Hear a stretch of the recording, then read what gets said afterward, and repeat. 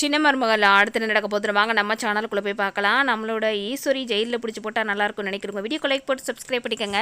நம்ம ஈஸ்வரி, நம்மளோட ஐஸ்வர்யா, சித்ரா இவங்கெல்லாம் வந்துட்டு நம்மளோட ராஜாங்கத்துக்கு தண்டனை கொடுக்க போகிறாங்க. ஜெயிலில் 10 வருஷமோ 15 வருஷமோ கொடுத்துருவாங்க அப்படின்னு சொல்லிட்டு ரொம்பவே சந்தோஷத்தில் இருக்காங்க. நம்ம ஈஸ்வரியோட சந்தோஷத்தை சொல்ல அளவே இல்லை. அதாவது வந்துட்டு சொத்து அத்தனையும் நம்மளுக்கு கிடச்சி போச்சு, இன்றைக்கூட இந்த ராஜாங்கத்துக்கு ஒரு முடிவு கட்டிடுவா அப்படின்னு வந்துட்டு செம்மையாக பகல் கனவு கண்டுட்ருக்காங்க. இன்னொரு பக்கத்தில் நம்மளோட சேது, நம்மளோட கருப்பு யாருமே வரவே இல்லை. அப்போ தான் வந்துட்டு என்னாச்சு, இன்னும் உங்கள் சேதுவீங்கள வரவே இல்லை, எங்கே போனாங்க அப்படின்னு கேட்குறாங்க நம்ம மோகனா கிட்ட. மோகனா உட்காந்து அழுதுட்டுருக்காங்க. இதுக்கிடையில் ராஜாங்கத்துக்கு என்ன நடக்க போகுதோ அப்படின்னு குடும்பமே பதட்டத்தோடு இருக்காங்க.